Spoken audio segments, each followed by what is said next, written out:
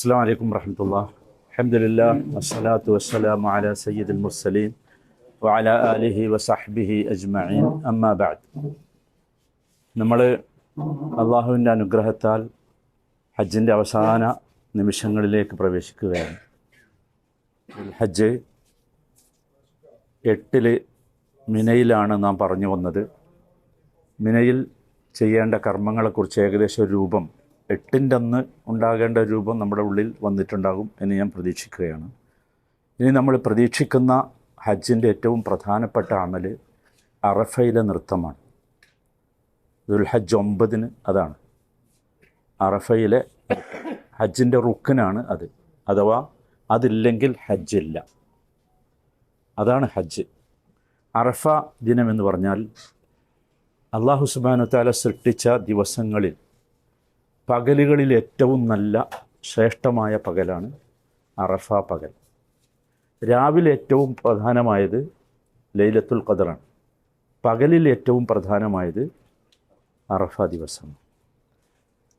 പക്ഷെ അവിടെ നമ്മൾ എത്തിക്കഴിഞ്ഞാൽ അവിടെ നമസ്കരിക്കേണ്ടത് ലഹുറും അസറും ജമ്മും ഖസറുമായാണ്. ലഹുറും അസറും ജമ്മും ഖസറുമായി നമസ്കരിക്കും. അവിടുത്തെ പ്രധാന കർമ്മം നമസ്കാരമല്ല എന്നർത്ഥം. അവിടുത്തെ പ്രധാന കർമ്മം അത് നമ്മുടെ ഉള്ളിലേക്ക് പ്രവേശിക്കേണ്ട ഏറ്റവും പ്രധാനപ്പെട്ട സംഗതിയാണ്. ഒന്നാമത്തേത് സ്വയം വിചാരണയാണ്. നമ്മൾ അവിടെ ഇരുന്നിട്ട് കുറേ സമയം, ഇപ്പോൾ ളുഹറും അസ്റും കഴിഞ്ഞാൽ മഗ്രിബ് വരെയാണ് നമുക്കവിടെയുള്ള സമയം. മഗ്രിബ് വരെയാണ് അവിടെയുള്ള സമയം. നമ്മൾ ചിലപ്പോൾ നേരത്തെ എത്തും. അപ്പോൾ നമുക്കവിടെ ചെയ്യാനുള്ള പ്രവർത്തനം അവിടുത്തെ ഏറ്റവും അഫ്ളലായ സമയം ആരംഭിക്കുന്നത് നമസ്കാരത്തിന് ശേഷമാണ്. ളുഹർ അസ്ർ നമസ്കാരങ്ങൾക്ക് ശേഷമാണ്. അവിടെ നമ്മൾ ചെയ്യേണ്ടത്, നമ്മൾ നേരത്തെ എത്തിയാൽ പോലും നമ്മൾ ചെയ്യേണ്ടത് ഒരല്പസമയം നമുക്ക് റെസ്റ്റ് വേണ്ടി വരും. അത് കഴിഞ്ഞിട്ട് ബാക്കി സമയം നമ്മൾ തുടങ്ങേണ്ടത് നമ്മളെ ഒരാത്മവിചാരണ നടത്തണം. ആത്മവിചാരണ, ഒരു ഹിസാബ് നമ്മളെ നടത്തുക. നമ്മൾ ഇതുവരെ ചെയ്ത നമ്മുടെ പ്രവർത്തനങ്ങളൊക്കെ നമുക്കൊരു സ്ക്രീനിൽ കാണുന്നത് പോലെ കാണാൻ കഴിയണം. എന്നിട്ട് അതിലെ തെറ്റും ശരിയും നമ്മൾ വേർതിരിക്കുക. ഇതൊക്കെ വളരെ എളുപ്പമാണ്. തെറ്റും ശരിയും വേർതിരിക്കുക. എന്നിട്ട് നമ്മളെ ഒരു വിചാരണ നടത്തുക. ഹാസിബു അംഫുസക്കും ഖബ്ല അൻ തുഹാസബു എന്നാണ്. നിങ്ങൾ വിചാരണ ചെയ്യപ്പെടാൻ പോകുന്നുണ്ട്, അതിൻ്റെ മുമ്പ് നിങ്ങൾ സ്വയം ഒരു വിചാരണ നടത്തും. ആത്മവിചാരണയാണ് അവിടുത്തെ ഏറ്റവും പ്രധാനപ്പെട്ട സംഗതി. അതിൽ നിന്ന് നമുക്ക് തിരിച്ചറിവ് വരും. ഞാൻ എന്താണ് എന്നതാണ് ഞാൻ അറിയേണ്ടത്. ഒരു തിരിച്ചറിവ് നമുക്കുണ്ടാകണം. ഞാൻ എന്ന് പറഞ്ഞാൽ ഈ ശരീരമല്ല, അത് നമ്മൾ മനസ്സിലാക്കണം. എല്ലാവരും മനസ്സിലാക്കണം. ഞാൻ ഈ ശരീരമല്ല. ഞാനെന്ന് പറയുന്നത് എൻ്റെ ശരീരത്തിൽ അള്ളാഹു നിക്ഷേപിച്ച ആത്മാവാണ് ഞാൻ, അല്ലേ? അതുകൊണ്ടാണല്ലോ നമ്മുടെ പേര് മാറുന്നല്ലോ. ആത്മാവ് പോകുമ്പോൾ, ജീവൻ പോകുമ്പോൾ പേര് മാറുന്നു. അതിൻ്റെ അർത്ഥം ഞാൻ എന്തല്ല, ഈ ശരീരമല്ല എന്ന്. അപ്പോൾ നമ്മൾ ആ ആത്മാവിനെക്കുറിച്ച്, നമ്മുടെ ഉള്ളിലുള്ള ആത്മാവിനെക്കുറിച്ച് ചിന്തിക്കണം. അപ്പോൾ നമുക്ക് നമ്മളെ തിരിച്ചറിയാൻ കഴിയും. അങ്ങനെ അതിൽ നിന്ന് വേണം നമ്മൾ ആദ്യം ചെയ്യേണ്ടത് അവിടെ ഇസ്തിഗ്ഫാറാണ്. മനസ്സുരുകി പാപമോചനത്തിന് വേണ്ടി അള്ളാഹുവിനോട് ചോദിച്ചുകൊണ്ടിരിക്കും. അതാണ് ഏറ്റവും പ്രധാനമായ ഒന്നാമത്തെ കർമ്മം. ഇസ്തിഗ്ഫാറിലാണ് അവിടെ തുടങ്ങേണ്ടത് എന്നർത്ഥം. മനസ്സിലായില്ലേ? എന്തുകൊണ്ട് എന്ന് നമ്മൾ മനസ്സിലാക്കണം. എന്തുകൊണ്ടാണ്? പിശാച് ഒരുപാട് കെണികൾ ഒരുക്കിയാണ് നമ്മളെ തെറ്റിലേക്ക് കൊണ്ടുപോകുന്നത്, അല്ലെങ്കിൽ കൊണ്ടുപോയിട്ടുള്ളത്. നമ്മളവിടെ വെച്ച് ആത്മവിചാരണ നടത്തുമ്പോൾ മനസ്സിലാവും എന്തുകൊണ്ട് ഞാനതിൽ പെട്ടു എന്ന്. അതാണ് അല്ലാഹു സുബ്ഹാനഹു വ തആല നമുക്ക് പറഞ്ഞു തന്നിട്ടുണ്ട്. അത് പിശാച് നിങ്ങളുടെ ശത്രുവാണെന്ന്. ഇന്ന ശൈത്താന ലക്കും അദുവ്വുൻ ഫത്തഖിദൂഹു അദുവ്വ പറഞ്ഞു തന്നിട്ടുണ്ട്. ശത്രുവായി അവനെ കാണാം, പക്ഷേ നമുക്ക് കാണാൻ സാധിച്ചില്ല. നമ്മൾ പലപ്പോഴും പിശാചായിരുന്നു നമ്മുടെ മിത്രം. അതുകൊണ്ട് നമ്മൾ തെറ്റിലേക്ക് പോയതല്ലേ? ഒരുപാട് തെറ്റുകളിലേക്ക് നമ്മൾ എത്താനുള്ള കാരണം അതായിരുന്നു. അപ്പോൾ നമ്മൾ അവിടെ യഥാർത്ഥത്തിൽ ആ പിശാചിൻ്റെ കെണിയെ തിരിച്ചറിയും. അതാണ് അത് നമ്മളെ വളരെ ഗൗരവത്തോടു കൂടി നാം കാണേണ്ടതുണ്ട്. നോക്കൂ, ഞാൻ പറഞ്ഞല്ലോ ആത്മവിചാരണ നടത്തുക എന്ന്. സത്യത്തിൽ അറഫയിൽ നമ്മൾ ചെന്ന് നിൽക്കുമ്പോൾ നമുക്ക് ഓർമ്മ വരിക ഹിസാബിൻ്റെ ദിവസമാണ്, വിചാരണയുടെ ദിവസം. അല്ലാഹു സുബ്ഹാനഹു വ തആല മുഴുവൻ മഖ്ലൂഖാത്തുകളെയും, മുഴുവൻ സൃഷ്ടികളെയും ഒരുമിച്ച് കൂട്ടുന്ന ഒരു ദിവസമുണ്ട്. ആ ദിവസമാണ് നമുക്ക് അറഫ കാണുമ്പോൾ ഓർമ്മ വരിക. അവിടെ വിചാരണയാണ്. മഹ്ശറിൽ വിചാരണയാണല്ലോ, ആദ്യത്തെ സംഭവം വിചാരണയാണ്. അതുപോലെ തന്നെ ഈ മഹ്ശറിൽ, ഇതും ഒരു മഹ്ശറാണ്. മഹ്ശർ എന്ന് പറഞ്ഞാൽ ഒരുമിച്ച് കൂടുന്ന സ്ഥലം എന്നാണ്. ഈ പ്രാവശ്യം ഹജ്ജിന് വന്ന എല്ലാവരും ഒരുമിച്ച് കൂടുന്ന സ്ഥലമാണ്, അതൊരു മഹ്ശറാണ്. അവിടെ നമ്മൾ ചെയ്യേണ്ടത്, നമ്മൾ അള്ളാഹു നമുക്ക് തീരുമാനിച്ചിട്ടുള്ള അവസാനത്തെ മഹ്ശറുണ്ട്, ആ മഹ്ശറിന് മുമ്പ് ഈ മഹ്ശറിൽ വെച്ച് നാം സ്വയം വിചാരണ നടത്തുക, എന്നിട്ട് ഇസ്തിഗ്ഫാർ നടത്തുക. നമ്മൾ ഓർക്കേണ്ടത്, ആ മഹ്ശറിൽ ഇസ്തിഗ്ഫാറിന് ചാൻസ് ഇല്ല, അവിടെ ഒരു പുനർചിന്തയ്ക്ക് പിന്നെ ചാൻസ് ഇല്ല. അതിവിടെ ഉള്ളൂ, ഈ മഹ്ശറിലേ ഉള്ളൂ. അറഫ എന്ന മഹ്ശറിലേ എന്തുള്ളൂ? ഇസ്തിഗ്ഫാറിന് അവസരമുള്ളൂ. അവിടുന്ന് പിന്നെ നമുക്ക് മടങ്ങിപ്പോകാനില്ല. ഇവിടുന്ന് നമുക്ക് അള്ളാഹു നമുക്ക് ആയുസ് നീട്ടി തന്നിട്ടില്ലെങ്കിൽ നമ്മൾ മടങ്ങിപ്പോവും, നമ്മൾ ജീവിതത്തിലേക്ക് തിരിച്ചു പോകും. അവിടെ അതില്ല. അപ്പോൾ ആ ഒരു ബോധത്തോടു കൂടിയായിരിക്കണം നാം അവിടെ നിൽക്കേണ്ടത്. നോക്കൂ, ഈ ആത്മവിചാരണ എത്ര കണ്ട് ഫലപ്രദമാകുന്നുവോ അത്ര കണ്ടായിരിക്കും നമ്മുടെ അറഫയിലെ ഇബാദത്തുകൾക്ക് മൂല്യമുണ്ടാവുക. എല്ലാവരും മനസ്സിലാക്കണം. അതുകൊണ്ടാണ് ഞാനിതൊരു വലിയ വിഷയമായി പറയുന്നത്. അറഫ എന്ന പദത്തിൻ്റെ അർത്ഥം തന്നെ തിരിച്ചറിവ് എന്നാണ്. ഞാൻ എന്നെ തിരിച്ചറിയുകയാണ് അവിടെ, ഞാൻ എന്നെ അറിയുകയാണ് അവിടെ, ഞാൻ എന്നെ അറിയുകയാണ്. ഞാനെന്നാൽ ഈ ഇതല്ല, ഇതൊരു മാസ്കാണ് യഥാർത്ഥത്തിൽ. ഞാനെന്ന ഒരു ഒറിജിനൽ സാധനമുണ്ട്, അത് ഇതല്ല. നമുക്കറിയാം, നമ്മളെല്ലാവരും അങ്ങനെയാണ്, എല്ലാവരെക്കുറിച്ചും എല്ലാവർക്കും അറിയാം. അപ്പോൾ അതുകൊണ്ട് ഞാനിനെ ഞാനൊന്ന് മനസ്സിലാക്കി തിരിച്ചറിഞ്ഞ് അള്ളാഹു സുബ്ഹാനഹു വതആലയ്ക്ക് ഇസ്തിഗ്ഫാർ നടത്തണം.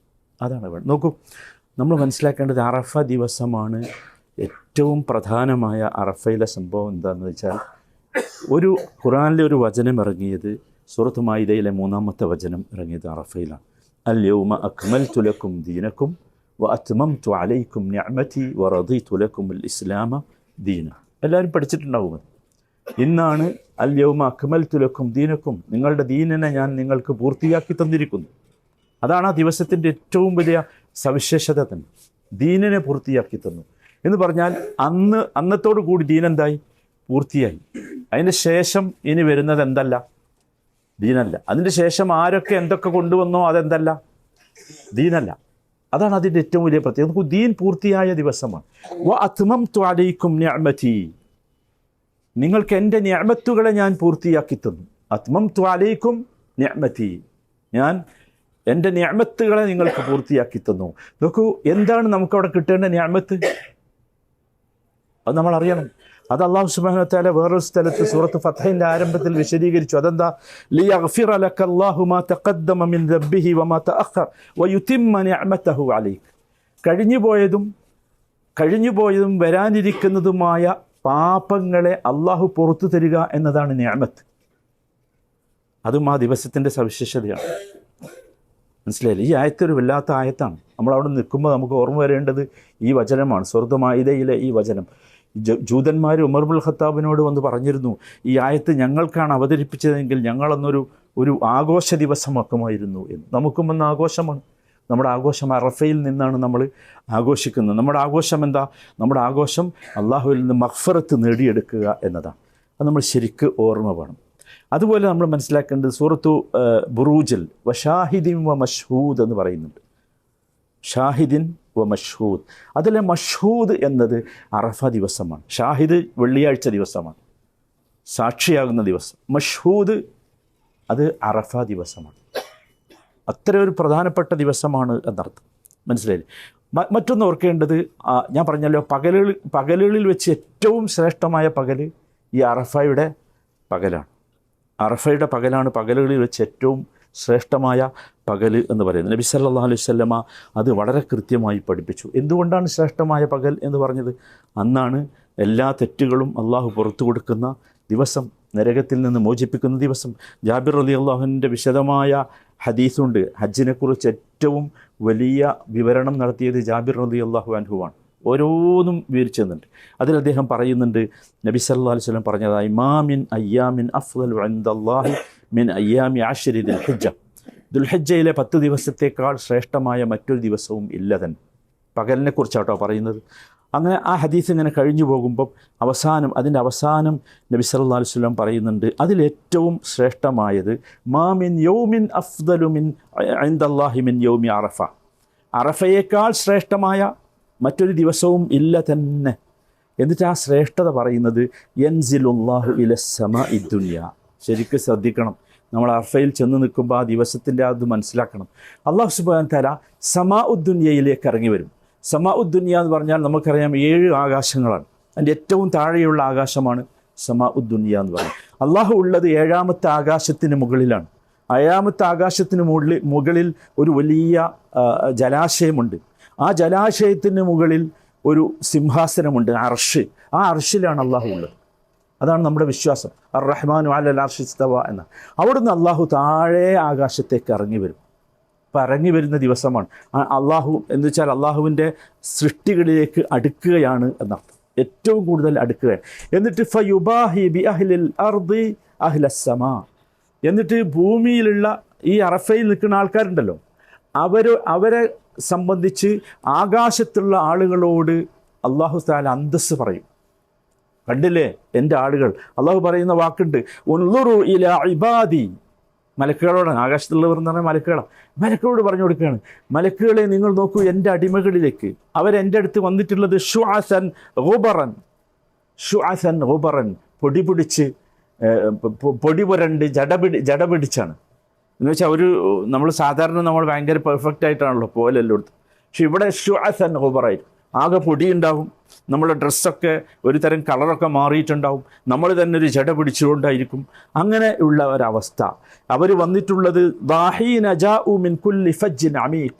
അവർ വന്നിട്ടുള്ളത് എല്ലാ കുണ്ടും കുഴിയും താണ്ടിയാണ് അവരിവിടെ എത്തിയിട്ടുള്ളത്. എന്തിനാണ് അവർ വന്നത്? യർജൂന റഹ്മതി. അവരെൻ്റെ റഹ്മത്തിനെ ആഗ്രഹിച്ചു വന്നത്, എൻ്റെ കാരുണ്യത്തെ ആഗ്രഹിച്ചു വന്നതാണ്. വലം യറൗ അദാബി. എൻ്റെ ശിക്ഷയെ കണ്ടിട്ടില്ല. സത്യത്തിൽ റഹ്മത്ത് എന്ന് പറഞ്ഞാൽ ഏറ്റവും വലിയ റഹ്മത്ത് അള്ളാഹുവിൻ്റെ ശിക്ഷയിൽ നിന്ന് രക്ഷപ്പെടല. അതാണ് ഏറ്റവും വലിയ. അവൻ എൻ്റെ അദാബിനെ കണ്ടിട്ടില്ല. ഫലം യുറ യൗമുൻ അക്സറ ഇത്ഖൻ മിനൻ നാരി മിൻ യൗമി അറഫ. ഈ ദിവസത്തേക്കാൾ, അറഫയേക്കാൾ നരകമോചനം ഉണ്ടാകുന്ന മറ്റൊരു ദിവസവും ഇല്ല തന്നെ. ഒരുപാട് ഹദീസുകളിൽ ഈ വിഷയം നബി സല്ലല്ലാഹു അലൈഹി വസല്ലം വിശദീകരിച്ചിട്ടുണ്ട്. അപ്പോൾ നമ്മൾ മനസ്സിലാക്കേണ്ടത് അതിലുള്ള വാചകങ്ങൾ കണ്ടല്ലോ. ഉൻളുറു ഇലാ ഇബാദി, അള്ളാഹിൻ്റെ വാക്കതാണ്. എൻ്റെ അടിമകളിലേക്ക്, എൻ്റെ അടിമകൾ എന്നാണ് പറഞ്ഞു അറഫയിൽ വന്നവരെക്കുറിച്ച്. എൻ്റെ അടിമകൾ, അത് ഇഷ്ടപ്പെട്ട് പറയാം. എൻ്റെ അടിമകളെ നോക്കൂ, അവർ വന്നിട്ടുള്ളത് ഷുഅസൻ ഗുബറൻ, അങ്ങനെയാണ് വന്നിട്ടുള്ളത്. സുബ്ഹാനല്ലാഹ്. നമ്മൾ ആലോചിച്ചു വന്ന നമ്മുടെ അവസ്ഥ അതായിരിക്കും. പക്ഷെ ആർക്കും അങ്ങോട്ടും ഇങ്ങോട്ടും അതൊന്നും നോക്കാൻ സമയം ഉണ്ടാവില്ല. ഞാൻ പറഞ്ഞല്ലോ, മഹ്ശറിൻ്റെ ഓർമ്മയാണ് അവിടെ ഉണ്ടാകുക. എല്ലാവരും സ്വന്തം കാര്യമായിരിക്കും, അവനവൻ്റെ സ്വന്തം കാര്യം. നമ്മളൊക്കെ ഒന്നിച്ച്, ഇപ്പം കുടുംബം ഒന്നിച്ച് വന്നവർ പോലും അവിടെ ചെന്ന് പിരിയുന്നത് നമ്മൾ കാണാൻ സാധിക്കും. അതാണ് ആ ദിവസത്തിൻ്റെ ഒരു പ്രത്യേകത. അവിടെ നിന്ന് മാറി നിന്ന് നോക്കൂ, നമുക്ക് ചെയ്യാനുള്ളത്, നമ്മൾ ഏകദേശം ഒരു അസർ വരെ നമ്മൾ നമ്മുടെ ടെൻറ്റിൽ ഒക്കെ ഇരുന്ന് പ്രാർത്ഥിക്കാം. എന്നിട്ട് അസർ കഴിഞ്ഞ ശേഷം നമ്മൾ പുറത്തേക്ക് പോകണം. നല്ല ഈ അറഫയിൽ നമ്മൾ പോയപ്പോൾ കണ്ടല്ലോ, ചെറിയ മരങ്ങളൊക്കെ ഉണ്ട്, തണലുകളുണ്ട്. ആ തണലുകളിൽ പോയി നിന്ന് കൈ ഉയർത്തി ഖിബലയിലേക്ക് തിരിഞ്ഞു നിന്ന് അള്ളാഹുവിനോട് പ്രാർത്ഥിക്കും. തിരിഞ്ഞു നിൽക്കേണ്ടത് ഖിബലയിലേക്കാണ്, എങ്ങോട്ടല്ല, ജബലുർ റഹ്മയിലേക്കല്ല, ഖിബലയിലേക്കാണ്. പലരും ജബലുർ റഹ്മയിലേക്കാണ് തിരിഞ്ഞു നിൽക്കുക. അത് നമ്മൾ ചെയ്യരുത്. ഖിബലയിലേക്കാണ് പ്രാർത്ഥിക്കുമ്പോൾ തിരിഞ്ഞു നിൽക്കേണ്ടത്. എന്നിട്ട് കൈ ഉയർത്തി പ്രാർത്ഥിക്കുക. അവിടെ ചെല്ലുമ്പോൾ നമ്മളെല്ലാവരും അത് ചെയ്യും, ഒരു സംശയമില്ല. അവിടെ വെച്ച് മനമുരുകാത്തവരുണ്ടാവുകയില്ല, അവിടെ വെച്ച് കണ്ണീരൊലിക്കാത്തവരുണ്ടാവുകയില്ല, അവിടെ വെച്ച് മനസ്സിന് വേദന തോന്നാത്തവരുണ്ടാവുകയില്ല, അവിടെ വെച്ച് ചെയ്ത തെറ്റുകൾക്ക് പാപമോചനം വേണമെന്ന് അള്ളാഹുവിനോട് കരഞ്ഞു പറയാത്തവരുണ്ടാവുകയില്ല. അതാണ് ആ ദിവസത്തിൻ്റെ പ്രത്യേകത എന്ന് പറയുന്നത്. നമ്മളവിടെ ചെല്ലുമ്പം അങ്ങനെ ആകും ഇൻഷാ അല്ലാഹ്. അത് ഞാൻ പറഞ്ഞല്ലോ, ചില സ്ഥലത്തിനൊരു ചെറിയ വൈബുണ്ട്. അവിടുത്തെ എല്ലാവരും അതാ ചെയ്യുക. വേറെ ആർക്കും അവിടെ വേറൊരു ചിന്തയും ഒന്നുമില്ല. അതാണ് അവിടെ ദുആ ചെയ്യുമ്പോൾ നമ്മളുടെ ഉള്ളിലുണ്ടാകേണ്ട ഏറ്റവും പ്രധാനപ്പെട്ട ഒരു വിചാരം, അത് അല്ലാഹു സുബ്ഹാനഹു വ തആല ദുആക്ക് ഉത്തരം തരുമെന്ന് ഉറപ്പ് പറഞ്ഞിട്ടുള്ള സ്ഥലമാണ് അറഫ. നബി സല്ലല്ലാഹു അലൈഹി വസല്ലം നമുക്ക് നൽകിയ വാഗ്ദത്തമാണ്. നബി തിരുമേനി പറഞ്ഞു, ഖൈറു ദുആഇ ദുആഉ അറഫ. പ്രാർത്ഥനകളിൽ വെച്ച് ഏറ്റവും നല്ല പ്രാർത്ഥന അറഫയിലെ പ്രാർത്ഥനയാണ്.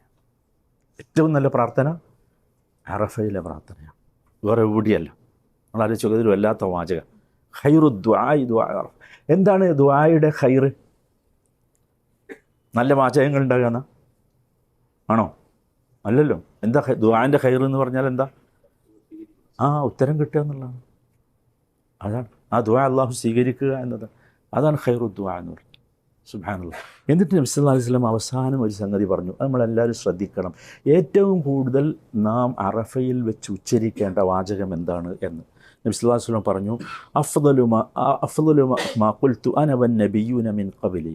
ഞാനും എനിക്ക് മുമ്പുള്ളവരും അറഫയിൽ വെച്ച് പറഞ്ഞ ഏറ്റവും ശ്രേഷ്ഠമായ വാചകം എല്ലാവർക്കും അറിയാലോ, ലാ ഇലാഹ ഇല്ലല്ലാഹ് വഹ്ദഹു ലാ ശരീക ലഹു ലഹുൽ മുൽക്കു വലഹുൽ ഹംദു വഹുവ അലാ കുല്ലി ഷൈഇൻ. നോക്കൂ, ഇത് ചൊല്ലേണ്ടത് നമ്മൾ അങ്ങനെയല്ല. ലാ ഇലാഹ ഇല്ല, നമ്മൾ ഓരോ വാചകവും അതിലത്ത് നിർത്തി ചെല്ലണം. ചെല്ലുമ്പോൾ നമ്മൾ നമ്മളെ നോക്കണം. ലാ ഇലാഹ ഇല്ലല്ലാഹ്, ഞാൻ അതിലുണ്ടോ നോക്കണം. അള്ളാഹു അല്ലാതെ ഇലാഹില്ല എന്നത് ഞാൻ അംഗീകരിച്ചിട്ടുണ്ടോ. അള്ളാഹു അല്ലാത്ത ആരോടെങ്കിലും എപ്പോഴെങ്കിലും നമ്മൾ ശ്രദ്ധിക്കണം. എപ്പോഴെങ്കിലും നമുക്ക് ആരോടെങ്കിലും അള്ളാഹുവിനോട് ചെയ്യേണ്ട ആരാധനകൾ ആരോടെങ്കിലും ചെയ്തിട്ടുണ്ടോ, ശ്രദ്ധിക്കണം. ലാ ഇലാഹ ഇല്ലല്ലാഹ് വഹ്ദഹു, അത് അവന് മാത്രമാണ്.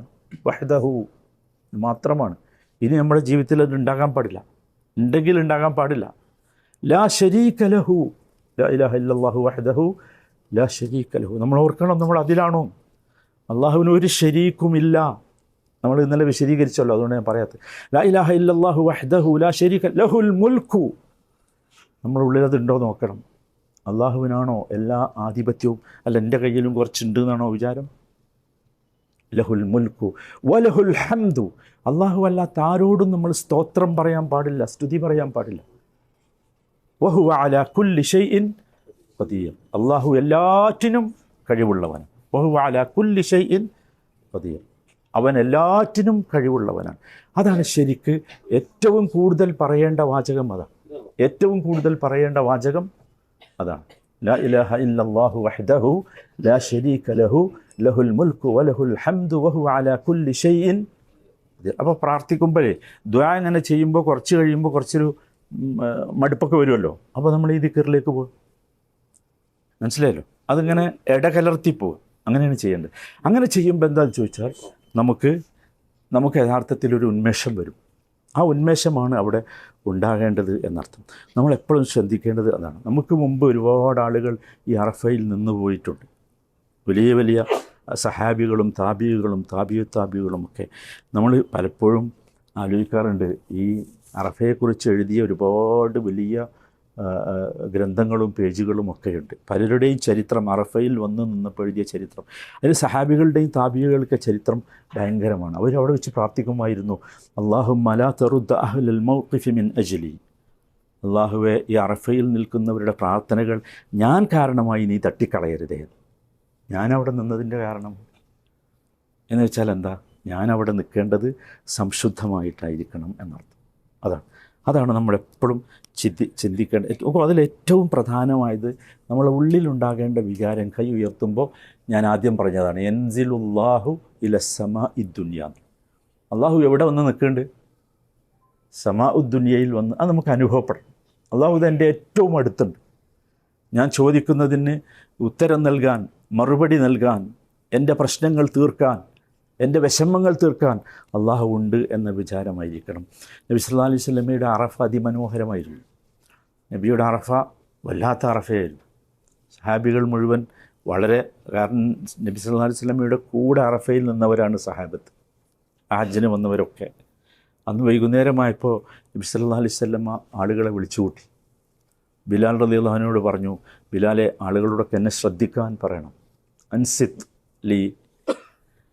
ബിലാൽ ഉറക്കെ വിളിച്ചു പറഞ്ഞു. എല്ലാവരും വന്നു നിന്നു. നബി സല്ലല്ലാഹു അലൈഹി വസല്ലമ ജനങ്ങളോട് സംസാരിച്ചു.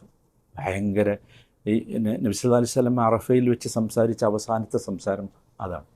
അതിൻ്റെ മുമ്പ് ഒരുപാടുണ്ടായിട്ടുണ്ട്. നമ്മൾ പറഞ്ഞാൽ അറഫ പ്രസംഗമുണ്ട്, നബി പ്രസംഗിച്ചതിൻ്റെതാണ്. നമ്മൾ സാധാരണ ഹജ്ജത്തുൽ വദായിലെ പ്രസംഗം എന്ന് പറഞ്ഞൊരു സാധനം കാണല്ലേ, ഖുതുബത്തു ഹജ്ജത്തുൽ വദാ, അന്ന് പ്രസംഗിച്ച അന്നാണ് യഥാർത്ഥത്തിൽ ഇസ്ലാം എന്താണ് എന്ന് ജനങ്ങളുടെ മുമ്പാകെ പ്രഖ്യാപിക്കുന്ന പ്രസംഗമായിരുന്നു. അങ്ങനത്തെ ഒരുപാട് പ്രസംഗമുണ്ട്. പിന്നെ നബി ഇടയ്ക്കിടയ്ക്ക് ഇങ്ങനെ പറഞ്ഞു കൊടുക്കും ആളുകൾക്ക്, ഇടയ്ക്കിടയ്ക്ക് അങ്ങനത്തെ ഒരുപാട് സംഗതികൾ പറഞ്ഞിട്ടുണ്ട്. അതിൽ ഏറ്റവും അവസാനത്തേത് ഇതാണ്. ആ സമയം പറയുന്നുണ്ട്, സൂര്യൻ അസ്തമിക്കാറായ സമയം. നബി സല്ലല്ലാഹു അലൈഹി വസല്ലം എഴുന്നേറ്റുന്നത് പറഞ്ഞു, ജനങ്ങളെ കേൾക്കണം, ജിബ്രീൽ എൻ്റെ അടുത്ത് വന്നു. അതാനി ജിബ്രീലു ആനിഫൻ, ഇപ്പോൾ ജിബ്രീൽ എൻ്റെ അടുത്ത് വന്നു. എന്നിട്ട് നിങ്ങൾക്കൊക്കെ റബ്ബിൻ്റെ സലാം അറിയിച്ചു. ആളുകൾക്ക് എന്ത് സന്തോഷമായി. അഖ്റഅനി മിൻ റബ്ബി അസ്സലാം. അപ്പോൾ ആളുകളിങ്ങനെ കാതോർത്തു, എന്താ നബി പറയാൻ പോകുന്നത്. നബി സല്ലല്ലാഹു അലൈഹി വസല്ലം പറഞ്ഞു, ജിബ്രീൽ ഒരു വലിയ സുവിശേഷം അറിയിച്ചിട്ടുണ്ട്, അത് ഇവിടെ വന്നു നിന്ന എല്ലാവർക്കും അള്ളാഹു പുറത്തു കൊടുത്തിരിക്കുന്നു. അതാണ് ആ ദിവസത്തിൻ്റെ ഏറ്റവും വലിയ പ്രത്യേകത. അവിടെ ചെന്ന് നിന്നാൽ എന്താവും, പുറത്തു തരും. പക്ഷേ നമ്മൾ ആദ്യത്തെ സ്റ്റെപ്പിലൂടെ വരണേ. നമ്മളെ വിചാരണ ചെയ്യണം, എന്നിട്ട് നമ്മളെ തെറ്റുകൾ നമ്മൾ അംഗീകരിക്കണം. തെറ്റുകൾ അംഗീകരിക്കുക എന്നുള്ളത് വലിയൊരു ശ്രേഷ്ഠതയാണ്. തെറ്റുകൾ അംഗീകരിക്കുക. നമുക്ക് സയ്യിദുൽ ഇസ്തിഗ്ഫാർ അറിയാലോ, എല്ലാവർക്കും അറിയാലോ, അല്ലാഹുമ്മ അൻത റബ്ബി എന്ന് തുടങ്ങുന്നത്. അതിൽ നമ്മൾ അംഗീകരിക്കുകയാണ് ചെയ്തത്. അല്ലാഹുമ്മ അൻത റബ്ബി ലാ ഇലാഹ ഇല്ലാ അൻത ഖലഖ്തനി അന അബ്ദുക വഅന അലാ അഹ്ദിക മസ്തതഅത് അഊദു ബിക മിൻ ശർരി മാ സനഅത് അബൂഉ ലക ബിനിഅമതി. നമ്മളൊക്കെ സമ്മതിക്കണം. ഞാൻ തെറ്റ് ചെയ്തിട്ടില്ല എന്നല്ല പറയേണ്ടത്, ഞാൻ തെറ്റ് ചെയ്തിട്ടുണ്ട് എന്നാണ് പറയേണ്ടത്. അത് നമുക്ക് വലിയ സംഗതി എന്ന് വെച്ചാൽ, നോക്കൂ, ആദം അലൈഹിസ്സലാമിൻ്റെ പ്രാർത്ഥനയാണല്ലോ ഈ ഇസ്തിഗ്ഫാറിൻ്റെ കൂട്ടത്തിൽ ഏറ്റവും ശക്തിയുള്ള പ്രാർത്ഥന, അല്ലേ? അദ്ദേഹം തെറ്റിനെ സമ്മതിക്കുകയാണ് ചെയ്തു. റബ്ബന വലംന അംഫുസന, റബ്ബന വലംന അംഫുസന. എന്നിട്ട് ഒരു കാര്യം കൂടി പറഞ്ഞു, വ ഇല്ലം തഗ്ഫിർ ലനാ വതർഹംന. അതാണ്, ഇതാരാ പുറത്തു തരേണ്ടത്? അള്ളാഹുവാണ്. അള്ളാഹു, നീ പുറത്തു തന്നിട്ടില്ലെങ്കിൽ, നീ പുറത്തു തരിക എന്ന കാരുണ്യം ഞങ്ങളോട് കാണിച്ചിട്ടില്ല എങ്കിൽ ലനകൂനന്ന മിനൽ ഖാസിരീൻ, ഞങ്ങൾ മഹാനഷ്ടക്കാരിൽപ്പെട്ടു. അള്ളാഹു ഒരുപാട് സ്ഥലത്ത് ചോദിച്ചൊരു സംഗതിയാണ്, വമൻ യഗ്ഫിറു ദുനൂബ ഇല്ലല്ലാഹ്. അള്ളാഹു അല്ലാതെ ആരാ പുറത്തു തരാൻ? ആർക്കേം കഴിയുമോ പുറത്തു തരാൻ? റഹ്മത്ത് തരാൻ ആർക്കാ കഴിയും? അള്ളാഹുവിനല്ലാതെ കഴിയും. നബി സല്ലല്ലാഹു അലൈഹി വസല്ലം പറഞ്ഞു വന്ന് നബി സല്ലല്ലാഹു അലൈഹി വസല്ലം സ്വർഗത്തെ ചോദിക്കാൻ വേണ്ടി ആവശ്യപ്പെടുന്നുണ്ട്. അറഫയിൽ സ്വർഗത്തെ ചോദിക്കാൻ വേണ്ടി ആവശ്യപ്പെടുന്നുണ്ട്. പാപങ്ങളൊക്കെ പുറത്തു നിന്ന് സ്വർഗം കിട്ടേണ്ട സ്ഥലമാണ്. അപ്പം എന്താ ആ കൂട്ടത്തിൽ നബി പറഞ്ഞൊരു വാചകമാണ്, അതെ, സ്വർഗം കിട്ടണമെങ്കിൽ അള്ളാഹു അവൻ്റെ റഹ്മത്ത് കൊണ്ട് നമ്മളെ പൊതിയണം. ഇല്ലാ അൻ യതഗമ്മദനി അല്ലാഹു ബിറഹ്മതി, അള്ളാഹുവിൻ്റെ റഹ്മത്ത് കൊണ്ട് നമ്മളെ പൊതിയണം. അപ്പോൾ സഹാബത്ത് തിരിച്ചൊരു ചോദ്യം ചോദിച്ചു, അതാണ് നമ്മൾ ശ്രദ്ധിക്കേണ്ടത്. വല അൻത യാ റസൂലല്ലാഹ്, അള്ളാഹുവിൻ്റെ റസൂലെ, അങ്ങയുടെ കാര്യവും അപ്രകാരമാണ്. അങ്ങേക്കും? അവിടെ നബി എടുത്തു പറഞ്ഞു, ഇല്ലാ അൻ യതഗമ്മദനി അല്ലാഹു ബിറഹ്മതി, അള്ളാഹു അവൻ്റെ റഹ്മത്ത് കൊണ്ട് എന്നെ പൊതിഞ്ഞെങ്കിലല്ലാതെ എനിക്കും എന്ത് കിട്ടൂല? സ്വർഗം കിട്ടും. നമ്മൾ വല്ലാത്തൊരു പ്രാർത്ഥന ഉണ്ടല്ലോ നമ്മൾ പഠിച്ചു വെച്ച, അല്ലാഹുമ്മ റഹ്മതക അർജു, അല്ലേ? അല്ലാഹുമ്മ റഹ്മതക അർജു, അള്ളാഹുവേ, ഞാൻ നിൻ്റെ റഹ്മത്തിനെയാണ് പ്രതീക്ഷിക്കുന്നത്. ആ റഹ്മത്ത് എന്ന് പറയുമ്പോൾ നമ്മുടെ ഉള്ളിലുണ്ടാകേണ്ടത് സ്വർഗമായിരിക്കണം. ഏറ്റവും വലിയ റഹ്മത്ത് ഏതാ? സ്വർഗമാണ്. അത് എപ്പോഴും നമ്മുടെ ഉള്ളിലുണ്ടാകണം. ഇൻഷാ അല്ലാഹ് ഇതാണ് നമുക്ക് അറഫയിൽ ചെയ്യാനുള്ളത്. ബാക്കി ഇൻഷാ അല്ലാഹ് അവിടെ ചെല്ലുമ്പം നമ്മളായിത്തീരും. പ്രാർത്ഥിക്കേണ്ട പ്രാർത്ഥനകളൊക്കെ നിങ്ങൾ ഏകദേശമൊക്കെ പ്രിപ്പയർ ചെയ്ത് വെച്ചിട്ടുണ്ടാവുമെന്ന് ഞാൻ മനസ്സിലാക്കുന്നത്. പ്രാർത്ഥനയുടെ നമ്മൾ നോക്കൂ, പ്രാർത്ഥനകളിൽ ഏറ്റവും പ്രധാനം പുസ്തകം നോക്കി പ്രാർത്ഥിക്കലല്ല. എല്ലാവരും ശ്രദ്ധിക്കും. പ്രാർത്ഥന എന്ന് പറഞ്ഞാൽ ഹൃദയത്തിൽ നിന്ന് വരുന്ന തേട്ടമാണ്, നമ്മുടെ ഉള്ളിൽ നിന്ന് വരുന്ന തേട്ടം. പുസ്തകത്തിലുള്ളത് ആവില്ല നമുക്ക് വേണ്ടത്, മനസ്സിലായില്ലേ? അതുകൊണ്ട് നമുക്ക് ആവശ്യമുള്ളതൊക്കെ ഏത് ഭാഷയിലും ചോദിക്കും. അതാണ്. അതിൻ്റെ പുറമെ നമ്മൾ പ്രാർത്ഥനയുടെ ബുക്കുകൾ തന്നിട്ടുണ്ടല്ലോ, അല്ലെങ്കിൽ നമ്മുടെ പിന്നെ ഗ്രൂപ്പിലിട്ടിട്ടുണ്ടാവും. അതെല്ലാവരും അവിടെ വെച്ച് വായിക്കല്ല വേണ്ടത്. പ്രാർത്ഥന വായിക്കലല്ല, അല്ലേ? പ്രാർത്ഥന വായിക്കല അല്ല, പ്രാർത്ഥന പ്രകടനം പറയലുമില്ല. നമ്മളിപ്പോൾ കണ്ടതൊക്കെ അതാണ്. നമുക്കെന്നെ വല്ലാത്തൊരു പ്രയാസം ഒന്നുമില്ല തവാഫ് ചെയ്യുമ്പോൾ. നമ്മുടെ തവാഫും പ്രാർത്ഥനയൊക്കെ ഇങ്ങനെ വല്ലാതെ പ്രയാസപ്പെടുന്നത് കാരണം ഇതൊരു പ്രകടനമായി മാറും. നമുക്ക് എനിക്ക് വല്ലാത്ത അത്ഭുതം തോന്നി. റബ്ബന ആതിന ഫിദ്ദുനിയ ഹസനത്തൻ എന്ന് തുടങ്ങുന്ന പ്രാർത്ഥനയെങ്കിലും പഠിച്ചിട്ട് പോന്നാൽ പോരെ ഹജ്ജിന്? അതും എന്താണ്, ഒരാൾ ചൊല്ലിക്കൊടുക്കുക, എന്നിട്ട് മറ്റൊരു ചെയ്യുക. എത്ര നമ്മൾ ആലോചിക്കും, മനുഷ്യന്മാർ എത്ര നിസ്സാരമായാണ് ഇതിനെ കാണുന്നത്. അതുകൊണ്ട് അതല്ല പ്രാർത്ഥന, വായിക്കലല്ല പ്രാർത്ഥന. വായിച്ചോ നിങ്ങൾ, പക്ഷേ വായിക്കുമ്പോൾ നിങ്ങളുടെ ഉള്ളിൽ അത് ഉണ്ടാകണം. വായിക്കുക എന്ന് പറഞ്ഞാൽ ചിലപ്പോൾ നമുക്ക് ഓർമ്മ വരില്ല. അപ്പോൾ ഇത് കണ്ടാൽ എന്താവും? ഓർമ്മ വരും, അല്ലേ? അങ്ങനെ നമുക്ക് ചെയ്യാം ഇൻഷാ അല്ലാഹ്. അതല്ലാതെ ഇത് വെറുതെ വായിച്ചു പോയാൽ എന്താവില്ല? പ്രാർത്ഥനയാവില്ല. പ്രാർത്ഥനയിൽ നമ്മുടെ ഹൃദയവും മനസ്സും പരസ്പരം ബന്ധപ്പെടണം. നാവ് കൊണ്ട് മാത്രമാകരുത്, ഉള്ളിൽ തട്ടിയ പ്രാർത്ഥനകളെയാണ് പ്രാർത്ഥന എന്ന് പറയുന്നത്. ഇൻഷാ അല്ലാഹ് നമ്മൾ ഇൻഷാ അല്ലാഹ് സൂര്യൻ അസ്തമിക്കുന്നതോടുകൂടി അറഫയിൽ നിന്ന് മുസ്ദലിഫയിലേക്ക് പോകും. എന്നാണ് ദുൽഹജ്ജ് 9. ഓർമ്മയുണ്ടല്ലോ. നമ്മുടെ ജീവിതത്തിൽ നോക്കൂ, നമ്മൾ മറക്കരുത്, നമ്മുടെ ജീവിതത്തിൽ ആയുസ്സിൽ നമുക്ക് കിട്ടിയ ഏറ്റവും പരിശുദ്ധമായ പകലാണെന്ത്? അറഫ. ഒരു സെക്കൻഡ് പോലും നമ്മൾ പാഴാക്കരുത്, ഒരു സെക്കൻഡ് പോലും. അത് നമ്മൾ ശ്രദ്ധിക്കണം. കുറച്ച് സമയമേ ഉള്ളൂ, ളുഹർ മുതൽ അസ്ർ വരെ, അത്രയേ ഉള്ളൂ. മഗ്രിബ് വരെ, ളുഹർ മുതൽ മഗ്രിബ് വരെ, അത്രയേ ഉള്ളൂ. ഒരു സെക്കൻഡ് പോലും പാഴാക്കരുത് എന്നാണ്. ഇൻഷാ അല്ലാഹ് അള്ളാഹു ഇൻഷാ അല്ലാഹ് നമ്മളെ എത്തിക്കും. ഇൻഷാ അല്ലാഹ് അള്ളാഹു എത്തിച്ചു തരുമാറാകട്ടെ. അത് കഴിഞ്ഞാൽ നമ്മൾ മുസ്ദലിഫയിലേക്ക് പോകും. മുസ്ദലിഫയിലേക്ക് നോക്കൂ, മുസ്ദലിഫ എന്ന പദം തന്നെ യഥാർത്ഥത്തിൽ നിങ്ങൾ ധാരാളം കേട്ടിട്ടുണ്ടാവും. ആ പദം, അതിൻ്റെ അർത്ഥം തന്നെ യഥാർത്ഥത്തിൽ അടുത്തുന്ന. ഇസ്ദലഫ എന്ന് പറഞ്ഞാൽ അറബി ഭാഷയിൽ അടുക്കണതിന് ഒരുപാട് പദങ്ങളുണ്ട്, പക്ഷേ ഏറ്റവും നല്ല അടുപ്പത്തിനാണ് ഇസ്ദലഫ പറയുന്നത്. മുസ്ദലിഫ എന്ന് പറഞ്ഞാൽ അടുക്കുന്ന സ്ഥലം. നമ്മൾ എവിടുന്നാണ് വന്നത്? അറഫയിൽ നിന്നാണ് വന്നത്. മുസ്ദലിഫയിൽ എത്തുന്നതോടുകൂടി നമ്മൾ അള്ളാഹുവുമായി ഭയങ്കരമായിട്ട് അടുപ്പത്തിലാവില്ല, ഭയങ്കരമായ അടുപ്പം. ആ അടുപ്പം എത്ര ശക്തമാണ് എന്നുള്ളത് നമുക്ക് തുടർന്ന് അള്ളാഹു പറയുന്ന വാചകങ്ങളിൽ നിന്ന് മനസ്സിലാവും. വദ്കുറുല്ലാഹ ഇൻദൽ മശ്അരിൽ ഹറാം. മശ്അറുൽ ഹറാം എന്ന് മുസ്ദലിഫയ്ക്ക് പേരുണ്ട്. മശ്അറുൽ ഹറാം, നമ്മൾ ആ പള്ളി കണ്ടല്ലോ മുസ്ദലിഫ സന്ദർശിച്ചപ്പോൾ, മശ്അറുൽ ഹറാം എന്ന പള്ളി കണ്ടല്ലോ. അത്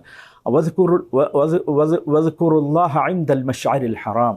മശ്അറുൽ ഹറാമിന് സമീപം വെച്ച് നിങ്ങൾ അള്ളാഹുവിനെ ഓർക്കണം. മശ്അറുൽ ഹറാമിലാണ് നബി നിന്നത്.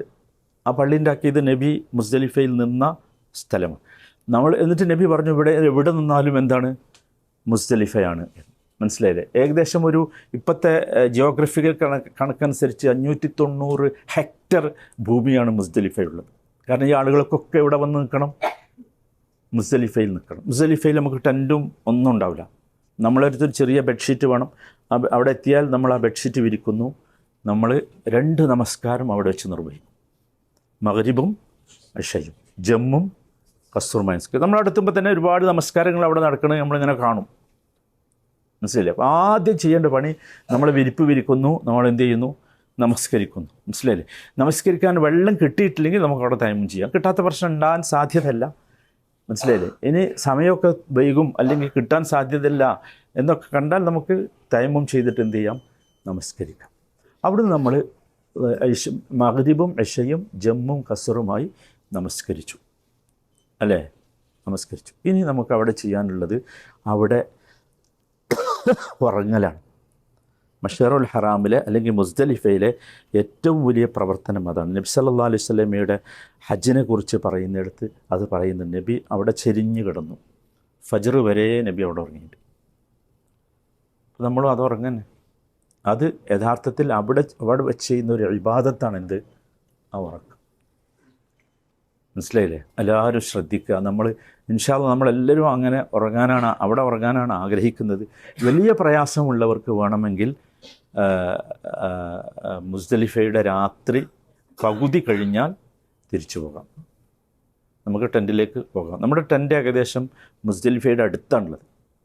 അപ്പോൾ നമുക്കതൊരു വലിയ പ്രയാസം ഉണ്ടാവില്ല ഇൻഷാ അല്ലാഹ്. ആ പോക്കും വലിയൊരു പ്രയാസം ഉണ്ടാവില്ല ഇൻഷാ അല്ലാഹ്. അപ്പോൾ നമ്മൾ ഉറങ്ങി, എന്നിട്ട് രാവിലെ നമ്മൾ എഴുന്നേൽക്കും. അപ്പോൾ ദുൽഹജ്ജ് എത്തായി 10. ദുൽഹജ്ജ് 10-ന് നേരം വെളുക്കൽ എവിടെയാണ്?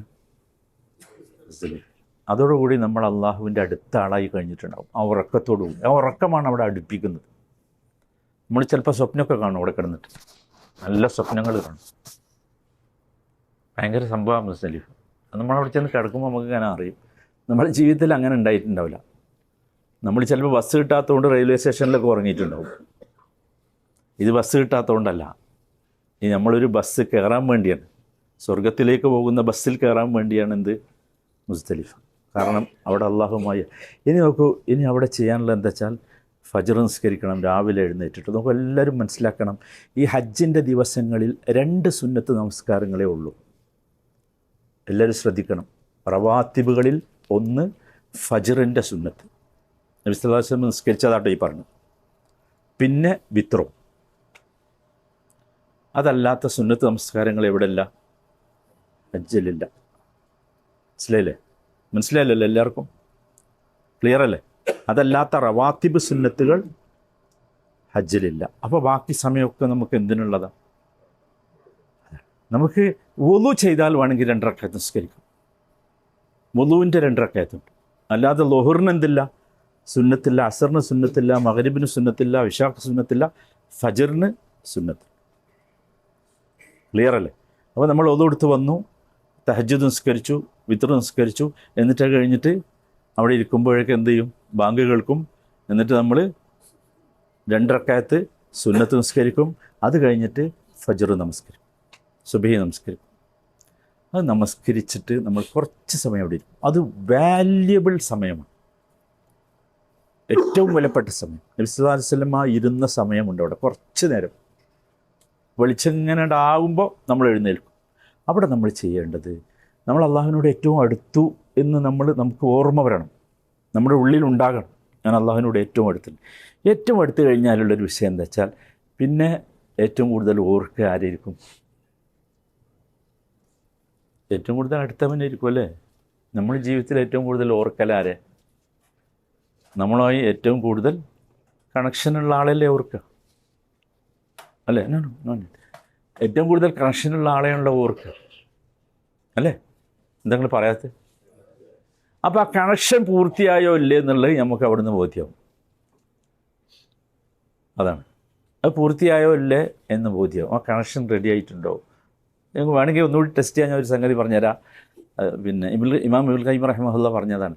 അദ്ദേഹം പറഞ്ഞു, നമ്മൾക്ക് ഉറങ്ങാൻ കിടക്കുമ്പോൾ ആരെയും ഓർമ്മ വരുന്നത്? അത് ശ്രദ്ധിച്ചാൽ മതി. ഉറങ്ങാൻ കിടക്കുമ്പോൾ ശരിക്കും ആരെയും ഓർമ്മ വരിക? ഞാൻ പറയണ്ടല്ലോ, അതാണ് ആ ഓർമ്മയാണ് ശരിക്കും ദിക്ർ എന്ന് പറഞ്ഞത്. ബിസ്മിക റബ്ബി വദഅതു ജബ്ബി നമ്മൾ പറയില്ലേ? അതേപോലെ അദ്ദേഹം പറഞ്ഞു, നിങ്ങൾ എഴുന്നേൽക്കുമ്പോൾ ആരെയാണ് ഓർമ്മ വരുന്നതെന്ന് ശ്രദ്ധിച്ചാൽ. എഴുന്നേൽക്കുമ്പോൾ നമുക്ക് ആരെയാണ് ഓർമ്മ വരിക? ഏറ്റവും അടുത്തവരെയായിരിക്കും. ഈ 2 ടെസ്റ്റ് നമ്മൾ നടത്തിയാൽ മതി. നമുക്ക് തന്നെ അറിയാം നമ്മൾ അള്ളാഹുവായിട്ട് അടുത്തിട്ടുണ്ടോ ഇല്ല. ഇനി അങ്ങോട്ട് ജീവിതം മുഴുവൻ അങ്ങനെ ആയിരിക്കും. അതാണ് അള്ളാഹു തആല ഖുർആനിൽ പറഞ്ഞത്, ഫഇദാ അഫൽതും മിൻ അറഫാത്തിൻ ഫദ്കുറുല്ലാഹ ഇൻദൽ മശ്അരിൽ ഹറാം വദ്കുറൂഹു കമാ ഹദാക്കും വഇൻ കുൻതും മിൻ ഖബ്ലിഹി ലമിനൽ ളാലിൻ. നിങ്ങൾ അറഫയിൽ നിന്ന് ഒഴുകിയില്ലേ? അറഫയിൽ നിന്ന് ഒഴുകി എവിടെ എത്തി? മശ്അറുൽ ഹറാമിലെത്തി. മശ്അറുൽ ഹറാമിൽ നിങ്ങൾ ചെയ്യേണ്ടത് അള്ളാഹുവിനെ ഞങ്ങൾ ഓർത്തുകൊണ്ടേയിരിക്കണം. ഈ ഓർക്കുക എന്ന് പറഞ്ഞത് നാവുകൊണ്ടല്ല, നാവുകൊണ്ട് മാത്രമല്ല, നാവുകൊണ്ട് ഓർക്കണം. ദിക്റുകളുണ്ട് നാവുകൊണ്ട്, അത് വേണ്ടെന്നല്ല. പക്ഷെ ഏറ്റവും കൂടുതൽ ഓർമ്മ എവിടെ ഉണ്ടാകണം? ഇനി അള്ളാഹ് എന്നുള്ളതായിരിക്കണം ഓർമ്മ. അതിന് അള്ളാഹു പറഞ്ഞൊരു കാരണം, കമാ ഹദാക്കും, നിങ്ങൾക്ക് അള്ളാഹു ഹിദായത്ത് തന്നില്ലേ, പിന്നെ നിങ്ങൾ ഇനി ആരെ ഓർക്കുക? ഹിദായത്ത് നൽകിയതാരാ? അള്ളാഹു. വഇൻ കുൻതും മിൻ ഖബ്ലിഹി ലമിനൽ ളാലിൻ. ഈ ഹജ്ജിന് വരുന്നതിന് മുമ്പ് നിങ്ങൾ ആരായിരുന്നു? ആരെ കൂട്ടത്തിലായിരുന്നു? ളാലിങ്ങളുടെ കൂട്ടത്തിലായിരുന്നു. ഇപ്പം നിങ്ങൾ അള്ളാഹു എവിടെ എത്തിച്ചു? അറഫയിൽ എത്തിച്ചു, മുസ്ദലിഫയിൽ എത്തിക്കുന്നു. എന്ന് നിങ്ങൾക്ക് ഹിദായത്ത് നൽകി എന്ന് നിങ്ങളെ കൊണ്ട് സമ്മതിപ്പിക്കുന്നു, നിങ്ങൾ അനുഭവിക്കുന്നു, ആസ്വദിക്കുന്നു ഹിദായത്തിൻ്റെ മധുരം. സുബ്ഹാനല്ലാഹ്, ഭയങ്കര വാചക. സുമ്മ അഫീദു, എന്നിട്ട് വീണ്ടും പറയാം, നമ്മൾ എഴുന്നേറ്റ് എവിടുന്ന്? മുസ്ദലിഫയിൽ നിന്ന് ഫജർ നിസ്കരിച്ച വിരിപ്പിൽ നിന്ന് എഴുന്നേറ്റു. സുമ്മ അഫീദു, പിന്നീട് നിങ്ങൾ ഒഴുകണം. മിൻ ഹൈസു അഫാദന്നാസ്, ജനങ്ങൾ ഒഴുകുന്ന ദിക്കിലേക്ക്. ഭയങ്കര വാചക. ഒഴുകണം. ആ ഒഴുകുമ്പോഴും എന്താണ്? ദിക്റുകളാണ്. സുമ്മ അഫീദു മിൻ ഹൈസു അഫാദന്നാസ് വസ്തഗ്ഫിറുല്ലാഹ്. അത് തീർന്നിട്ടില്ല എന്നർത്ഥം.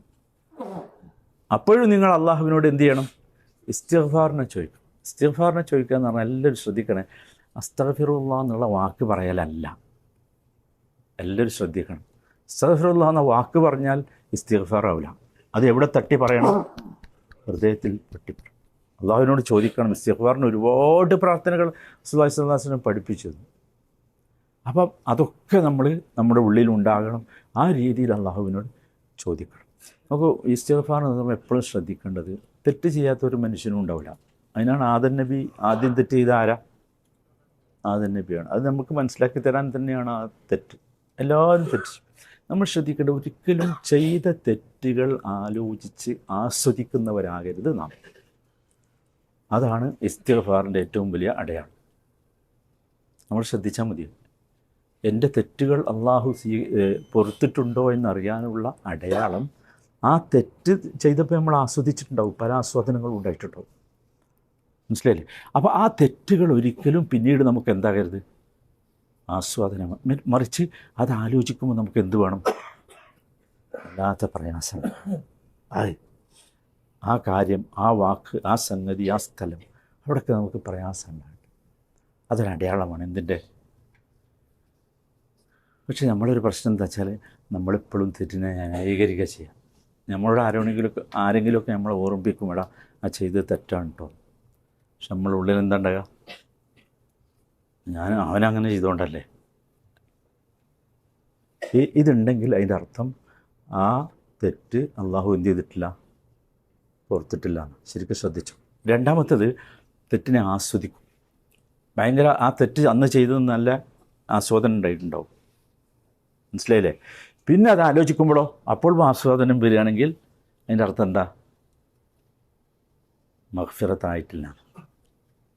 അപ്പോൾ നമുക്ക് അങ്ങനെ തന്നെ വെറുപ്പോട് കൂടി, വെറുപ്പ് വേണം. എത്ര വെറുപ്പ് വേണമെന്ന് പറഞ്ഞാൽ റസൂലുള്ളാഹിൻ്റെ ഭാഷ എന്താണെന്ന് ചോദിച്ചാൽ, നിങ്ങളൊരാൾ പൊക്കിപ്പിടിച്ച് ഒരു തീകുണ്ടാരത്തിലേക്ക് എറിയുന്നത് ഏതുപോലെ നിങ്ങൾക്ക് വെറുപ്പാണോ അതുപോലെ വെറുപ്പുണ്ടാകും. അതാണ്, അത് അവിടുന്ന് പൂർത്തിയാണ്. നമ്മൾ ഈ അറഫയിൽ വെച്ച് നമ്മളൊരു വിചാരണ നടത്തിയല്ലോ ഇല്ലേ? ആ വിചാരണ നടത്തിയത് മുസ്ദലിഫയിൽ വെച്ച് നമ്മളൊന്നിങ്ങനെ റിവ്യൂ ചെയ്യണം, ഒന്നിങ്ങനെ കൊണ്ടുവരും. എന്നിട്ട് നോക്കുക എന്താണ്, ഇത് രണ്ടും ഉണ്ടോ നോക്കുക. മനസ്സിലായില്ലേ?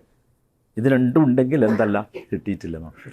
അപ്പോൾ പിന്നെയും പറയുന്നു അസ്തഗ്ഫിറുല്ലാഹ്. അതാണ് ഫഇദാ അഫൽതും മിൻ അറഫാത്തിൻ സുമ്മ അഫീദു മിൻ ഹൈതു അഫാദ അന്നാസ് ഫസ്തഗ്ഫിറുല്ലാഹ്. എന്തിനാ? ഇന്നല്ലാഹ ഗഫൂറുർ റഹീം. നമുക്ക് എല്ലാവരും മനസ്സിലാക്കിക്കോ, ഈ തെറ്റുകൾ എന്ന് പറയുന്ന സാധനം ഉണ്ടല്ലോ, ഈ തെറ്റുകൾ എന്നുള്ളത് നമ്മുടെ മനുഷ്യ ശരീരത്തിൽ എത്ര കോശങ്ങളുണ്ടോ ആ കോശങ്ങളിലൊക്കെ തെറ്റുകൾ അള്ളിപ്പിടിച്ച് നിൽക്കുന്നുണ്ട്.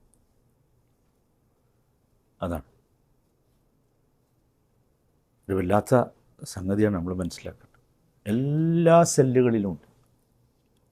ഈ സെല്ലുകളൊക്കെ എന്താകണം, ശുദ്ധിയാകണം. അതുകൊണ്ടാണല്ലോ തെറ്റുകളെക്കുറിച്ച് പറയുന്നിടത്ത് ഖുർആനൊക്കെ യംഹു അസ്സയ്യിആത്ത് എന്ന് പറഞ്ഞിട്ടുണ്ട്. പറഞ്ഞാൽ എന്താ, മായ്ക്കലാണ്, ഡിലീറ്റ് ചെയ്യലാണ്. എവിടെ നിന്ന് ഡിലീറ്റ് ചെയ്യണം? എല്ലാ സ്ഥലത്തും ഡിലീറ്റ് ചെയ്യണം. ഇത് നോക്കൂ, നമ്മുടെ ഈ സെല്ലുകളിൽ ഇതിനുള്ളൊരു മധുരം ഉണ്ടായിക്കഴിഞ്ഞാൽ അത് ഡിലീറ്റ് ചെയ്യാൻ കഴിയില്ല. അതിനോട് വെറുപ്പുണ്ടായാലേ എന്താക്കാൻ പറ്റുള്ളൂ, അത് മായ്ച്ച് കളയാൻ പറ്റുള്ളൂ. അതാണ് നമ്മൾ ഈ മുസ്ദലിഫയിൽ നിന്ന് എഴുന്നേൽക്കുമ്പോൾ നമുക്കുണ്ടാകേണ്ട വിചാരം. മനസ്സിലായില്ല? അപ്പോൾ നമ്മൾ ആ തെറ്റുകൾ നമുക്ക് പുറത്ത് കിട്ടിയ സന്തോഷത്താൽ നമ്മളവിടെ തെക്ബീർ മുഴക്കും. തെക്ബീർ ഉണ്ടാവും. അവിടെ നിന്ന് അങ്ങോട്ട് പിന്നെ തെക്ബീറുകളുണ്ട്. തെക്ബീറും തസ്ബീഹും ദിക്റും പിന്നെ തൽബിയത്തും ഒക്കെ ഉണ്ട്. മനസ്സിലായില്ലേ? ഇപ്പോൾ നമ്മൾ ദുൽഹജ്ജ് 10 എവിടുന്ന് എഴുന്നേറ്റു? മുസ്ദലിഫയിൽ നിന്ന് എഴുന്നേറ്റു. നമ്മൾ നടക്കുകയാണ്. എങ്ങോട്ട്? മിനയിലേക്ക്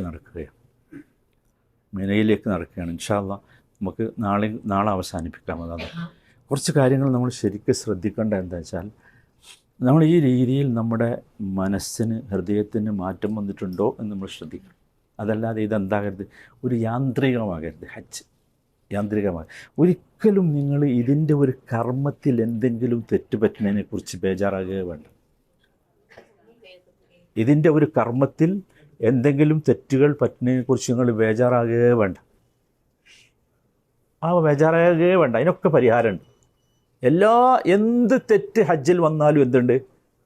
പരിഹാരമുണ്ട്. അപ്പോൾ അതിനെക്കുറിച്ച് ബേജാറേണ്ട. ആകെ ബേജാറേണ്ട ഒരു വിഷയമുള്ളൂ, ഇതെൻ്റെ ഹൃദയത്തിൽ തട്ടുമല്ലേ. മനസ്സിലായി പറയണമെങ്കിൽ? ബാക്കി ഒരു പ്രശ്നമില്ല. നിങ്ങൾ എന്ത് ഹജ്ജിൽ തെറ്റ് ചെയ്താലും, ഹജ്ജുമായി കർമ്മങ്ങളിൽ അങ്ങോട്ടും ഇങ്ങോട്ടും ഒക്കെ മാറിയാലും അതിനെന്തുണ്ട്? പരിഹാരമുണ്ട്. ഭയങ്കരമായി ഞാൻ ഇന്നലെ നിങ്ങൾക്ക് പറഞ്ഞു തന്നല്ലോ, നബി അനുവദിച്ച ആ ആശ്വാസങ്ങൾ ഭയങ്കരമാണ് ഹജ്ജിൻ്റെ വിഷയത്തിൽ. കാരണം ഇത് ആശ്വാസങ്ങൾ വേണ്ട ഒരു കർമ്മമാണെന്ന് നമുക്ക് മനസ്സിലായല്ലോ. ഇപ്പോൾ ആശ്വാസങ്ങൾ വേണ്ട ഒരു കർമ്മമാണ്, എക്സ്ക്യൂസുകൾ വേണ്ട ഒരു കർമ്മമാണ്, ഒഴിവ് കഴിവുകൾ വേണ്ട ഒരു കർമ്മമാണ്, എല്ലാത്തിനും ഉണ്ട്. പക്ഷേ ഒന്നിനില്ല. അതെന്താ? ഇത് നമ്മുടെ ഹൃദയത്തിൽ തട്ടിയിട്ടില്ലെങ്കിൽ ഇത് ഉപകാരപ്പെടില്ല. ഹൃദയത്തിൽ തട്ടണം. അല്ലാഹു സുബ്ഹാനഹു വ തആല ആ ഭാഗ്യവാന്മാരിൽ നമ്മയൊക്കെ ഉൾപ്പെടുത്തി അനുഗ്രഹിക്കുമാറാകട്ടെ. ഹൃദയത്തിൽ തട്ടുന്ന രീതിയിലുള്ള ഹജ്ജ് ചെയ്യാൻ അള്ളാഹു നമുക്കൊക്കെ തൗഫീഖ് നൽകുമാറാകട്ടെ. നമ്മൾ ഇന്നലെ മബ്റൂർ എന്താണെന്ന് പറഞ്ഞു, അത് ഇനി ഇങ്ങനെ നോക്കണം എല്ലാവരും. മബ്റൂറായ ഹജ്ജ് കർമ്മം നിർവഹിക്കാൻ അള്ളാഹു നമുക്ക് ഓരോരുത്തർക്കും തൗഫീഖ് നൽകുമാറാകട്ടെ. ربنا آتنا في الدنيا حسنة وفي الآخرة حسنة وقنا عذاب النار. صلى الله وسلم على سيد المرسلين وعلى آله وصحبه أجمعين والحمد لله رب العالمين.